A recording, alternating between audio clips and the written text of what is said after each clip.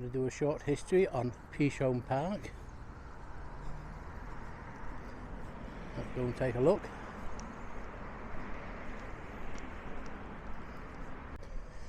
Peasholm Park stands on land that was once the site of a medieval manor house, surrounded by the farms and open fields of Northstead Manor. Although the area lies within Scarborough, the manor itself actually belonged to the parish of Scalby. In the 1400s, ownership passed to the Crown during the reign of King Richard III. By the 1600s, the old manor house had fallen into ruin, leaving little more than its foundations scattered across the landscape. Fast forward to the early 1900s, and Northstead Manor had become a patchwork of muddy allotments and piggeries, known locally as Tucker's Field. Tucker Fields then was part of the Duchy of Lancaster estate. In 1911, Scarborough Council purchased the land, though not the lordship of the manor, and work on a new public park began.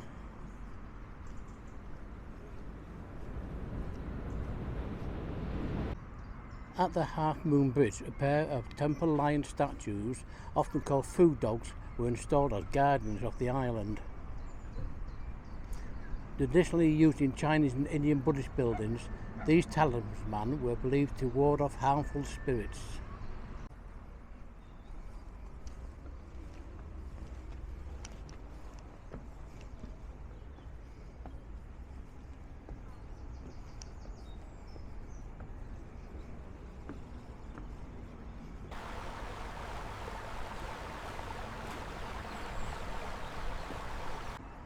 Let's take a walk to the Middle Island and the Japanese gardens.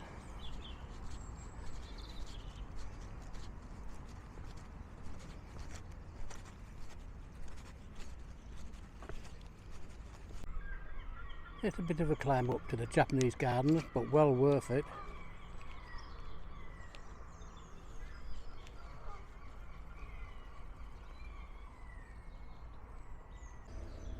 The park's Japanese-inspired design was created by engineer Harry Smith, who left a remarkable legacy across Scarborough. His work included the Floral Hall, the Northstead Manor Gardens, now the lake area of the open-air theatre, the outdoor swimming pool, and the elegant cliff gardens. Sadly, many of these once celebrated landmarks have since been demolished, leaving Peasholm Park as one of the most enduring reminders of his vision.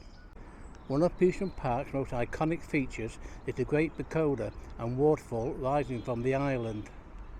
Designed by George Alderson, it was inspired by the pagoda depicted on the blue and white willow pattern china that had become fashionable in the late 1800s. In the late 1990s, shortly after it received its Grade 2 listing from English Heritage, disaster struck. Vandals set fire to the island pagoda. It destroyed one of Peasholm's most iconic landmarks. Before I carry on with the history, let's have a quick walk around the Japanese gardens.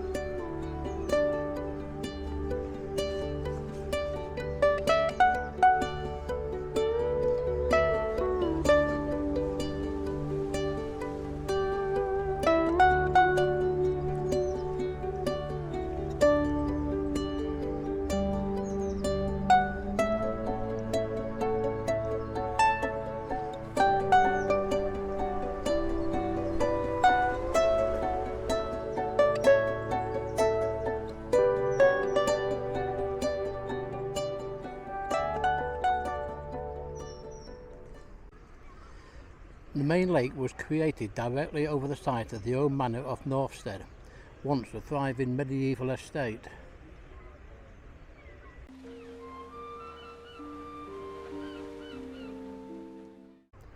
As the ground was excavated, workers uncovered ancient stonework long hidden beneath the soil. Among the discoveries were foundations that believed to date back to Norman times. The base of the tower and a fireplace lined with tiles similar to those found in the keep at Scarborough Castle. Scattered through the earth were small but remarkable artefacts, fragments of medieval pottery, pieces of 15th century glass, coins from the reign of King Edward II in the early 1300s, and even a bronze spear. All of a reminder that this quiet corner of Scarborough has witnessed centuries of human history.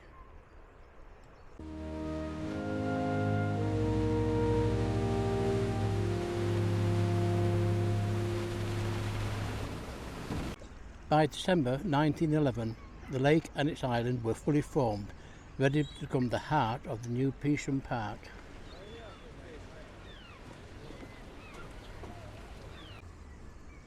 After just a year of construction, the new park was completed and opened to the public in June 1912.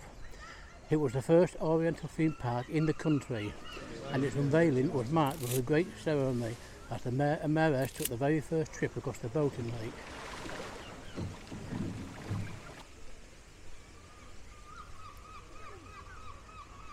The park quickly became a fashionable retreat for Scarborough's wealthier families, a refreshing alternative to the traditional spa waters at the South Bay.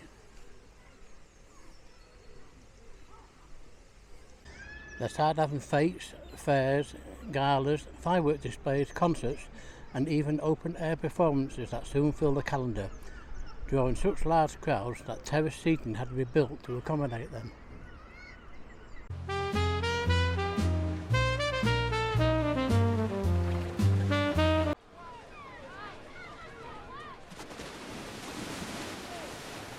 Then, in 1937, something entirely unique began, the Naval Warfare Display, proudly billed as the smallest manned navy in the world. Torpedo 2 loaded. Created by George Horrocks, Scarborough Council entertainment manager, it became the oldest continuous battle reenactment in the country. Horrocks was also the creative force behind the open-air theatre and the much-loved pirate ship on the Mere, leaving a legacy of playful spectacle woven into the town's identity. With 3 shows a week throughout the summer, the Naval Warfare reenacts famous battles from the Second World War. When it first opened, however, it focused on First World War engagements complete with dreadnoughts and a submarine. Today, the show remains as popular as ever. Aircraft now sweep across the lake, and the 20-foot vessels are still manned and steered by real people, each one squeezed into the tiny cramped spaces hidden inside the hulls.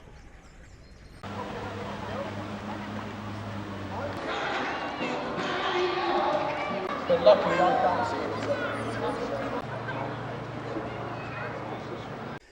In 1924, work began on extending Peasholm Park further up the valley to incorporate what was then known as Wilson's Wood, a quiet stretch of beck, waterfalls and the tree-lined slopes. By 1912, the ravine had been transformed into a series of winding pathways and landscape gardens that followed the course of the beck, passing beneath Glen Bridge and through pockets of woodland.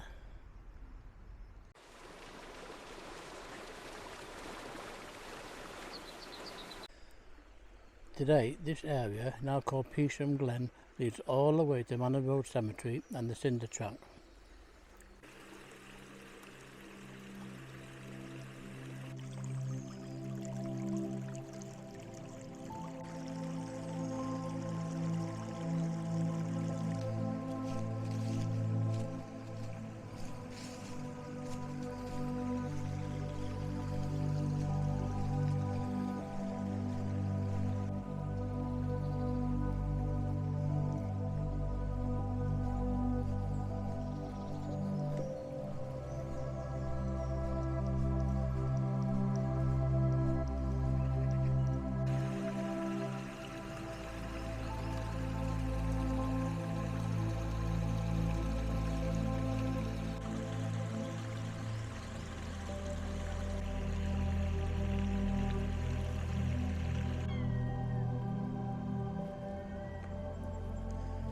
It forms a peaceful and green corridor right through the town.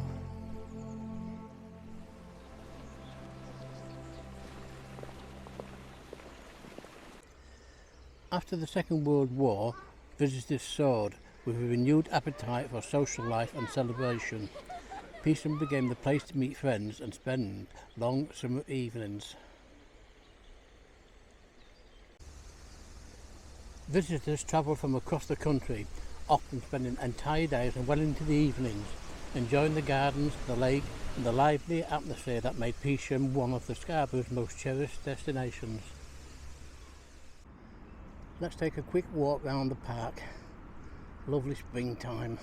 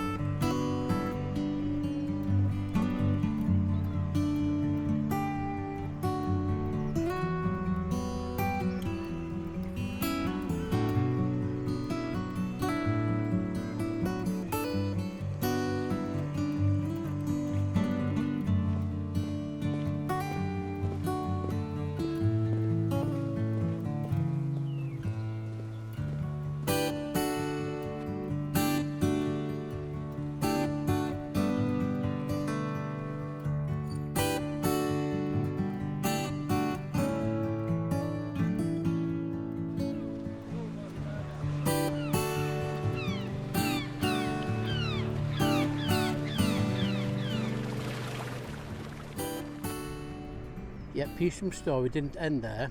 After the year 2000, a group of dedicated locals formed the Peasholm Park Friends Group. Their passion sparked a remarkable revival.